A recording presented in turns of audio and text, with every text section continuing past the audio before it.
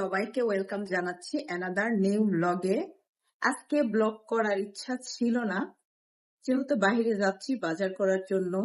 মনে করলাম ছোট্ট একটা ক্লিপ আপনাদের সাথে নিয়ে রাখি। বাইরে যে কি বাজার করলাম, কি করলাম সেই ব্লগটাই আপনাদের সাথে শেয়ার করব। আশা করি ভালো লাগবে।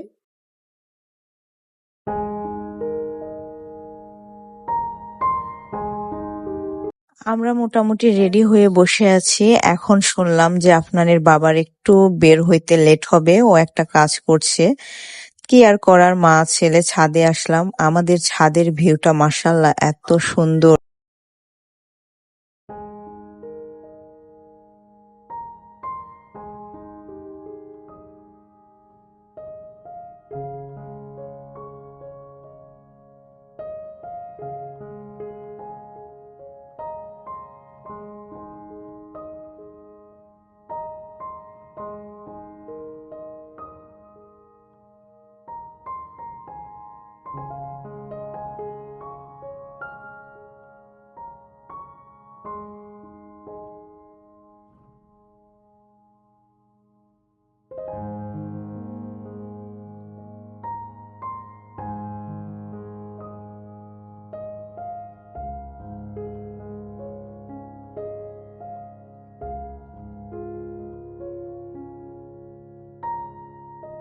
ফ্রোজেন সেকশন থেকে আমি কিছু ফ্রোজেন আইটেম নিব।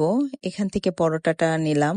ঝটপটের এই পরোটাটা আসলে অনেক মজা। আমার মেয়ের টিফিন যেহেতু দিতে হয়, আমার অনেক কিছুই প্রতিদিন নতুন নতুন আইটেম নিতে হয়।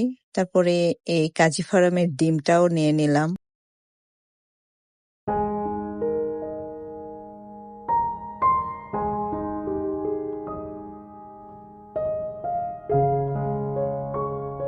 তারপরে এই তো বাসায় চলে আসলাম। বাসায় এসে ফ্রেশ ট্রেশ হয়ে খুবই ক্ষুধা লেগেছে। এখানে আমি কেক নিয়ে আসছিলাম। এই কেকটা আমার খুবই ফেভারিট, চকলেট কেক।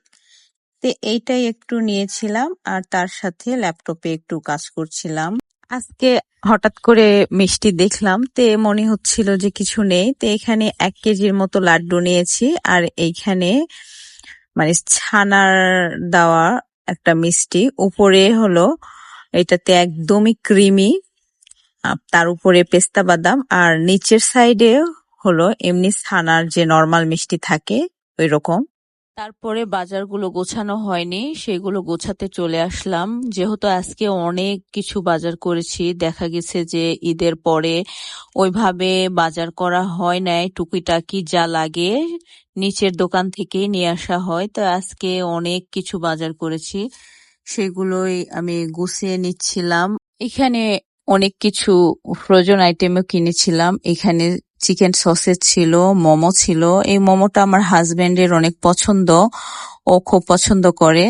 তো তারপরে এখানে পরোটা নিয়েছিলাম। আর বিশেষ করে ফ্রোজেন আইটেম অত বেশি কিনা হয় না, কিনি আমার মেয়ের টিফিনের জন্য। তারপরে সব গুছিয়ে রান্নাঘরে আসলাম রান্না করার জন্য।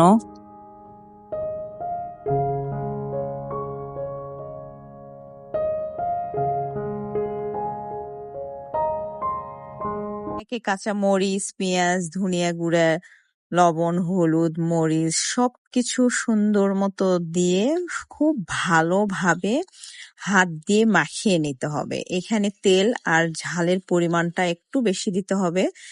দিয়ে সুন্দর করে সব ভালো করে হাত দিয়ে মাখাইতে হবে। এই মাখানোতেই এই তরকারিটা বেশি স্বাদ হয়।